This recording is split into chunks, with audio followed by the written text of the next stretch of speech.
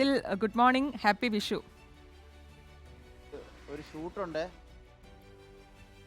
വിഷു മുഴുവൻ കേട്ടില്ല. അതെ, വിഷു എന്ന് മാത്രമേ നമ്മൾ കേട്ടുള്ളൂ. ഹാപ്പി എന്നത് മുന്നിലുണ്ടാവും നമുക്കറിയാം.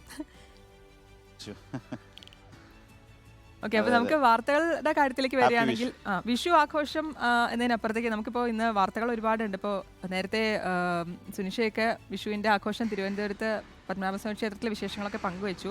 പക്ഷെ നമുക്ക് കുറച്ച് ഇനി വാർത്തകൾ അറിയേണ്ടതുണ്ട്. തെരഞ്ഞെടുപ്പ് പ്രചാരണത്തിനായിട്ട് പ്രധാനമന്ത്രി ഇന്ന് കേരളത്തിൽ എത്തുന്നുണ്ട്. അതെ, ആ ഒരു അവസാന ഘട്ടത്തിലേക്ക് കടക്കുമ്പോൾ ഒരു ആവേശം കൂടുതൽ ഉച്ചസ്ഥായിലേക്ക് എത്തിക്കാൻ വേണ്ടി മുതിർന്ന നേതാക്കൾ അല്ലെങ്കിൽ ദേശീയ നേതാക്കൾ എല്ലാവരും ഇപ്പോൾ കേരളത്തിലേക്ക് എത്തുന്നു. ഇന്നും നാളെയുമായിട്ട് എത്തുകയാണ്. ഇന്നിപ്പോൾ പ്രധാനമന്ത്രി എത്തുന്നുണ്ട്.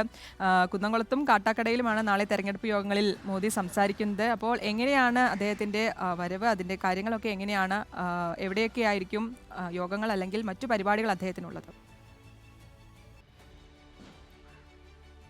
ഇന്ന് വൈകുന്നേരത്തോടെ പ്രധാനമന്ത്രി കേരളത്തിലെത്തും. കൊച്ചിയിലാണ് എത്തുക. അവിടെ നിന്ന് രാവിലെ കുന്നംകുളത്ത് 11 മണിക്ക് തെരഞ്ഞെടുപ്പ് യോഗത്തിൽ പങ്കെടുക്കും. പിന്നീട് കൊച്ചിയിലെത്തി അവിടെ നിന്ന് പ്രത്യേക വിമാനത്തിൽ തിരുവനന്തപുരത്തെത്തും. തിരുവനന്തപുരത്ത് കാട്ടാക്കടയിലാണ് പ്രചാരണ യോഗം തീരുമാനിച്ചിരിക്കുന്നത്. തിരുവനന്തപുരം ആറ്റിങ്ങൽ മണ്ഡലങ്ങളുടെ തെരഞ്ഞെടുപ്പ് യോഗം എന്ന നിലയിലാണ് ക്രമീകരിച്ചിരിക്കുന്നത്. ആറ്റിങ്ങൽ തിരുവനന്തപുരം മണ്ഡലങ്ങളുടെ ഒരു അതിർത്തി പ്രദേശമാണ് കാട്ടാക്കട.